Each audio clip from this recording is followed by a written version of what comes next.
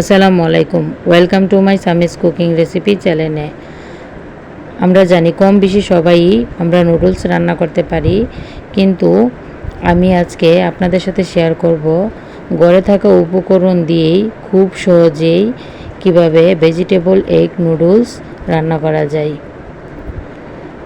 এটা সকালের এবং বিকালের নাস্তা হিসেবে বাচ্চারা কিংবা বড়রা সবাই খেতে পারবে। ভেজিটেবল এগ নুডলস রান্না করার জন্য এখানে আমি নিয়ে নিয়েছি আলু, টমেটো, পেঁয়াজ, কাঁচামরিচ, ধনেপাতা, ডিম এবং এখানে নিয়ে নিয়েছি কুকুলা চিকেন নুডলস এবং নিয়ে নিয়েছি স্বাদে ম্যাজিক মশলা। প্রথমে আমি নুডলসগুলোকে ভালো করে সিদ্ধ করার জন্য এখানে পানি ফুটিয়ে নিয়েছি। এখানে আমি নুডলসগুলো দিয়ে দেব। নুডলসগুলো অবশ্যই ভেঙে দিতে হবে। ভেঙে দিলে নুডলসগুলো রান্নার পরে অনেক সুন্দর হয়। এখানে আমি 2 থেকে 3 মিনিট নুডলসগুলোকে সিদ্ধ করে নেব।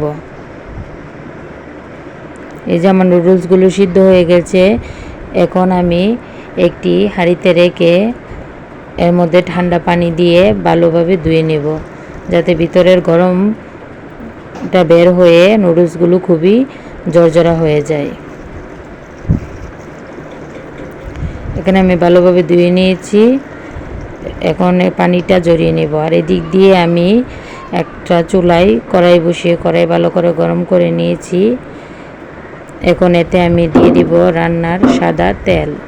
তেল দেওয়ার পরে তেল যখন গরম হয়ে যাবে তখন আমি এতে ডিমগুলোকে প্রথমেই ভেজে নেব।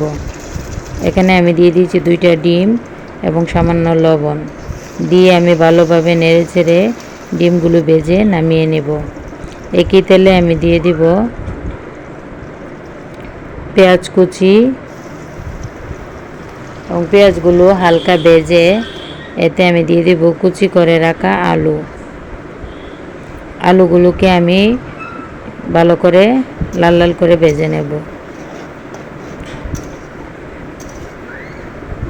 এই যে আমার আলু ভাজা হয়ে গেছে। এখন আমি দিয়ে দিব কয়েকটা টমেটো কুচি দিয়ে আবারও আমি নেড়েচেড়ে ভেজে নেব। এখন আমি আমার সিদ্ধ করে রাখা নুডলসগুলো এর মধ্যে দিয়ে দিব। দিয়ে ভালোভাবে নেড়েচেড়ে একসাথে মিশিয়ে এতে দিয়ে দিব কাঁচামরিচ। আপনারা জালটা যার যার স্বাদ অনুসারে দিবেন। আর এখানে দিয়ে দিব ভেজে রাখা ডিমগুলো দিয়ে আমি ভালো ছেড়ে নেড়েচেড়ে এতে দিয়ে দিব স্বাদে ম্যাজিক